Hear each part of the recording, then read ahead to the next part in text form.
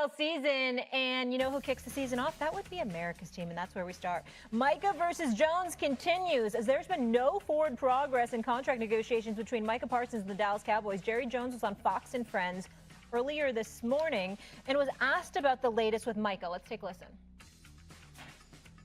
Are you to getting a deal with him?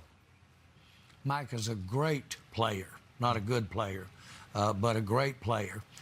He knows more than anyone that it's a team thing. And so I know everybody's tired of hearing this, but you've got to put this puzzle together so that you can have some other people out there playing with Michael. That's the art of the deal, and that's why we're trying to get done, and we're trying to make this thing work. But we have all the appreciation in the world for what he can mean to the years ahead. We're proud to have him. Okay, again, Jerry Jones on Fox News this morning. Canty, what stood out to you the most from that interview? I don't understand why Jerry Jones takes us as fools.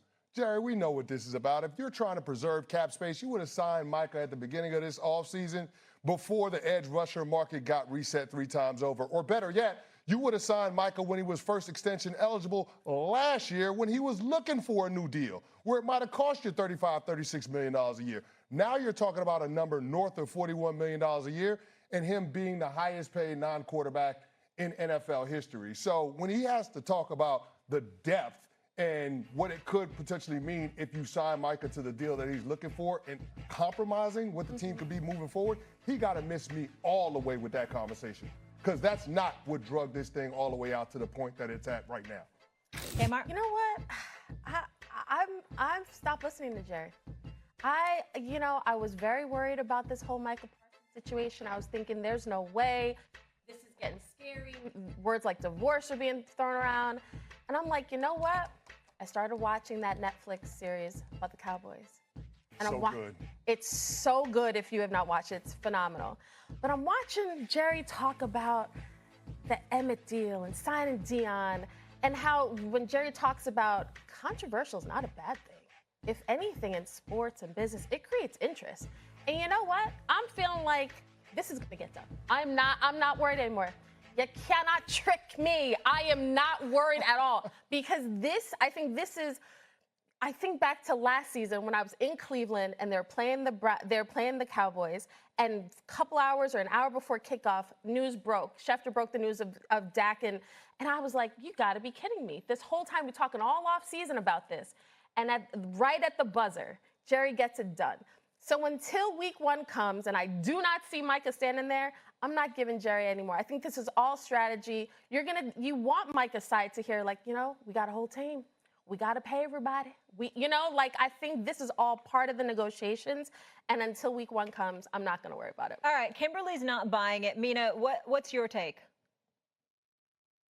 Well, I guess if it's part of the negotiations, I like you guys struggle to see who he is negotiating with and what the point of this is, other than getting more attention from us, which I suppose mission accomplished. I also think he's going to be there, to me, purely because if he wasn't, it would go down as one of the all-time fumbles. And Chris, I remember doing First Take with you months ago, and you raised the possibility of trading Micha Parsons, and I vehemently disagreed with that. But at least there would have been some logic to that when it would have been valuable for Dallas. At this point, it's just silly and a waste of everybody's time. And as far as Jerry's argument, and we've heard this before, where owners, GMs talk about the reluctance to pay people stemming from building a complete team. It's a hard capped league, all of that. It's not the star player's job to take a discount so that you can afford everyone else. It's your job to draft affordable, talented players who are on rookie contracts. It's one of the great advantages that you have in this league, is that rookie wage scale, and then fill the roster that way. This is not on Micha Parsons. It's completely on the Cowboys front office. Yeah, and here's the thing, Mina. I agree with you wholeheartedly about best players not having to take a discount or not having to make the salary cap work. He's not the general manager, and apparently Jerry Jones wants Micha Parsons to be his own agent as well. But the aspect of this that I think is concerning for Cowboys fans is what version of Michael Parsons you're going to get if, in fact, he's going to play in week 1, knowing that they've been in training camp a month and the guy hasn't done more than a walkthrough, right? There is a ramp-up period in the NFL. There is an aspect of this where you want him to get acclimated to doing football movements. If you're going to play football, the best way to get ready for that is by practicing football and playing in preseason games. And Micah hasn't done any of that. And the last place that the Dallas Cowboys want to be is in a position where Micha Parsons goes out there week 1, not acclimated to doing football movements, and it could potentially keep him out for an extended period of time this year. We saw it last year. It wasn't a pretty picture for that defense and the team as a whole. And that's the risk that the Dallas Cowboys have run by handling these Micha Parsons negotiations the way that they have. Potentially taking a huge toll on his body. Kimberly, so you think he's going to start week 1? I think this will get done. If I am advising Micah, I don't think he should step on the field. But I do think when Jerry talked, when he was on Fox News, he said he is a great player. I know we can talk about Jerry Jones and we can say, you know, he's confusing, his logic doesn't seem to be there all the time as far as the negotiations. He's costing himself more money. But Jerry's not crazy.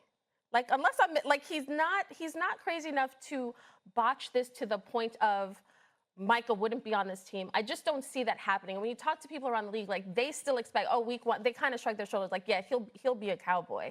I don't know what the future holds beyond, but I just can't imagine that Jerry would understand that Micah is such a premier player, historical numbers early in his career, and yet we'd be in a situation of why didn't he trade him? Like Mina was saying, like, Cece, you've been saying it would make more sense logically, but logic doesn't always run parallel with Jerry Jones's thought process. Like, I think it's about the attention. It is about how do we get more eyes on us. And in the end, if it costs me more money, it costs me more money, but the guys I want are still here.